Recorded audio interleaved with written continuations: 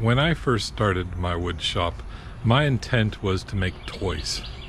I was very interested in the idea of making toys and giving them to the nephews, nieces, grandnephews, grandnieces, and anyone else who had kids that I thought would like to have them. I haven't made too many toys in the shop. I've been doing a lot of furniture and boxes and stuff like that. And every so often I get a wild hair and I'm going to do a toy. Well, my wife and I recently purchased this above ground swimming pool, and it's been a lot of fun. We get in here almost every single day and just soak and maybe swim around a little bit. There's not much you can do in here. It is 10-foot diameter. But we still enjoy it quite a bit. And I wanted to make a toy. I made the decision I was going to make a little paddle boat. So I started off and I made this half template out of masonite board. And it gave me an idea what the shape I was going to do. This was the very first rough cut. And now ignore the dowels at the ends here. So then I made this board using that template. And I just used standard plywood just because I had some and there was some scraps. And then I made a paddle. And what I did was I used some more scrap plywood and I made this paddle. And all I did was I cut it so then it interlocked like this. Now the interlocking's loose. I should have done a better job at that, but I didn't. And I use a rubber band, sort of like this. And the idea being that you just twist the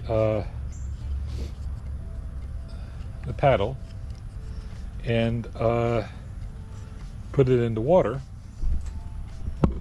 and the boat will just paddle along. And it doesn't do a terrible job at it, except it doesn't have very much range.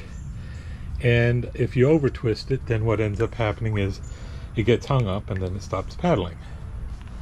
So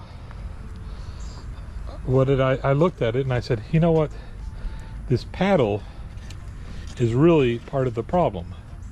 So I made a different paddle because I felt that this paddle, being so thick and so narrow, was part of the problem. So I made this paddle, and I used some of that masonite board.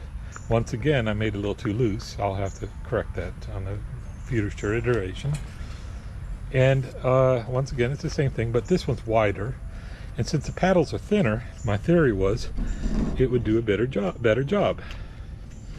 So I wound it up, and I found that it was catching. So I said, you know, I wanted this to be larger, and though I could have made this hole bigger, I added the dowels, which basically raised up the paddle a little bit,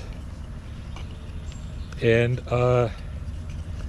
it was doing a pretty decent job.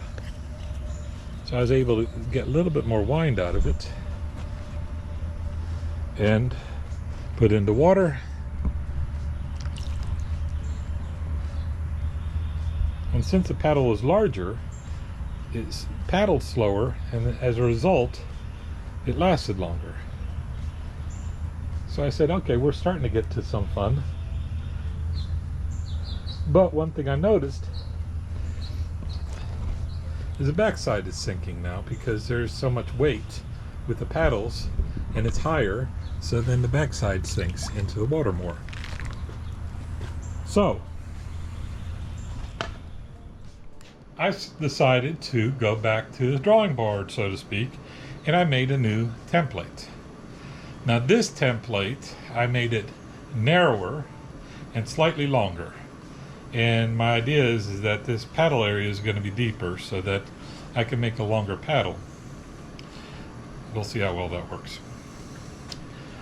And I am going to go ahead and stop templating and just go for it. So I got this piece of pine. I'm going to cut out this board shape, and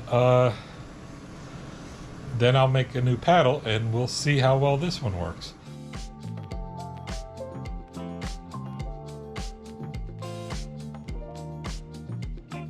Alright, I have painted the paddles yellow because it seemed like a good color to paint them. Painted smokestack red. I don't know, that seemed like a good color to paint that.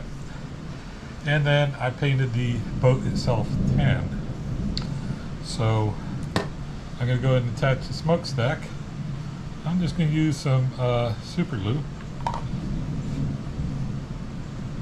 and eyeball it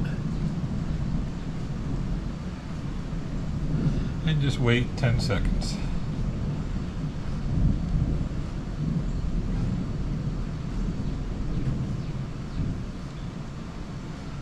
Alright, so give you a shot of activator.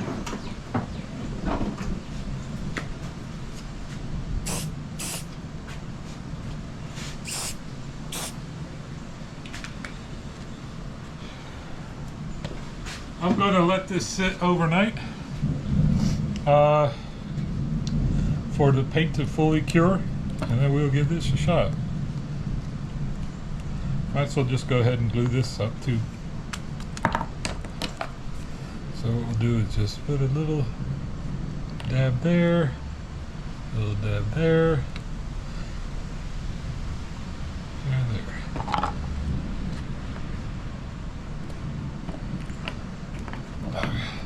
There we go. By tomorrow that will be nice and dry. We'll see what it does tomorrow, see how it works. Hope for the best. The SS 10 fingers is completed, and I think it came out all right, but I did discover a problem in the maiden voyage, and that is when you wind it up, what happens is the paddle doesn't always want to stay true and straight, so then it doesn't go very long before it messes up. So I'm going to try something. I have not tried this yet, but I did prep it for it, and that is I got a couple finishing nails, and the idea is I'm going to put the finishing nails into a hole that I pre-drilled into the paddle,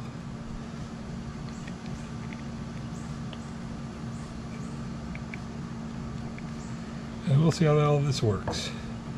So we'll just tap those in.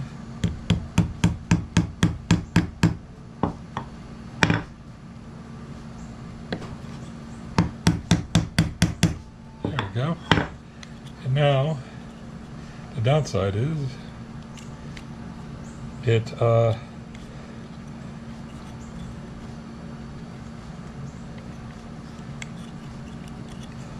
creates enough friction that it does a little bit of spinning, but I don't think it's going to work too well. Let's see if maybe if I loosen it up for a bit first. Let's see what happens.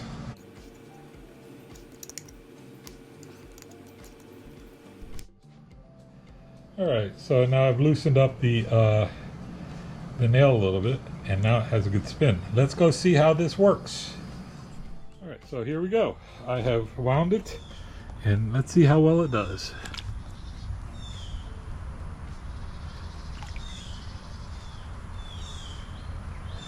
Yeah, I guess I wound it too much because it's... Yeah, I was going to say it was working good day. Not too good. It doesn't have the strength to paddle. It does a little bit, but it's a rather disappointing and anemic solution. So what I did off camera is I made SS 10 Fingers 2, and this is a slightly different design. It's got paddles here, and just like the other one, but instead of twisting the rubber band, it's going to stretch. So I have a little, the basic hull design is the same as the other, except it doesn't have the notch out for the back, And then also these paddles, what I did was I used a circle cutting tool. So I cut the circles, and then I just hand drew out a notch that I used the bandsaw to cut out. And I did it twice. They're both situated the same. And I have these little eyelets that the dowel goes through, and then another dowel here to catch it for the bow, and a little nail here to hold it onto the eyelet. So let's see how well this one works. So what we're going to do is we're going to load it up. I have a suspicion this is going to work a lot better. I didn't even load it fully here. Let's go. That worked a lot better. I'm pretty pleased with that. So the SS 10 fingers and the SS 10 fingers 2 are ready for their transatlantic journey.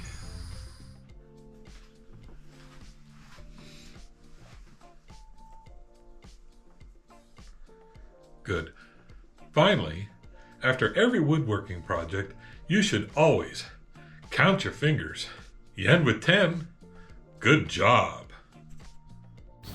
Well, whatever floats your boat, I guess.